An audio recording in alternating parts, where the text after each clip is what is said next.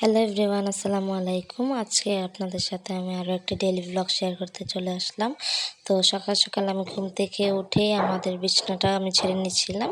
দেন দেখি আমার ভাইয়া নাস্তার জন্য বাইরে থেকে বাটার বন কিনে নিয়ে আসছিল। তো সেগুলোই আমি এক এক করে বের করে নিচ্ছিলাম। আমাদের বাসায় এমনি রুটি থেকে বাটার বনটাই আমরা খুব পছন্দ করি। তো আমরা আজকে আমাদের বাসার সামনে এই দোকানটার বাটার বনে ম্যাক্সিমাম টাইম খেয়ে থাকি। তো আজকেও আমরা এই দোকান থেকে নিয়ে আসছি। দেন এর মধ্যে আম্মু আমাদের জন্য চা বানিয়ে ফেললো। তো সেদিন আমরা চা দিয়ে বাটার বন করেছিলাম নাস্তা।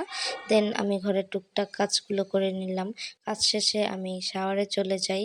শাওয়ার আমি যেহেতু অনেক গরম পড়েছে তাই শাওয়ারটাই আগে করে নিলাম। দেন শাওয়ারের শেষে আমি বের হয়ে দেখি আমার ভাই আমাদের জন্য আখের রস নিয়ে এসেছিল।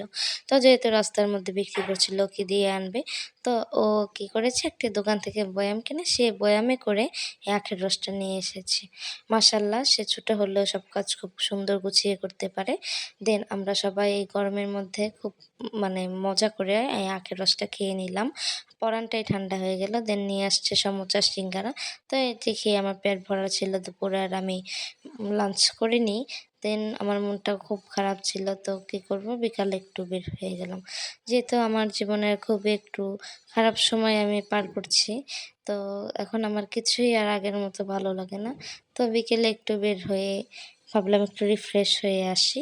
তো বিকালে এভাবে একটু বের হওয়া হয়, আর প্রকৃতির মাঝে ঘুরলে কিছুটা আমি স্বস্তি পাই। এজন্য আমি ম্যাক্সিমাম টাইম গ্রামের দিকে একটু ঘুরতে যাই। দেন আমি রাত্রে বাসায় ফিরে মাংস দিয়ে মুড়ি খেয়ে নিলাম, যা বরাবরই আমার বেশ পছন্দের। তারপর আমার ভাই আমাদের জন্য রাত্রে আইসক্রিম নিয়ে আসে। আজকের ব্লগটি এই পর্যন্ত। আল্লাহ হাফিজ।